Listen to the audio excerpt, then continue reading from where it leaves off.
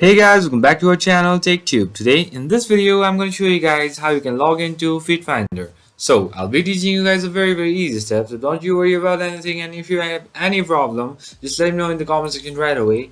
And now just follow me guys. So firstly what you need to do is just go to your web browser, you can use any, and then just type FeedFinder, and then to the first link just go with the first link and then let it load, and you'll be redirected over here like this to the FeedFinder website.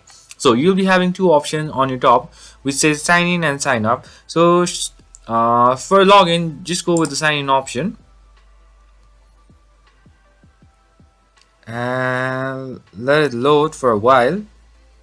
Just have some patience, and over here you have to log in with your username or email. So just type your email or username and then just type your password, and once you are ready just press on sign in and you will be logged into your account. So that's pretty much guys, that's how you do it. I hope this video is helpful for you guys. So thank you for watching our video guys. If you like our video, please leave a like and do not forget to subscribe our channel and also hit the bell icon so you never miss an update from us.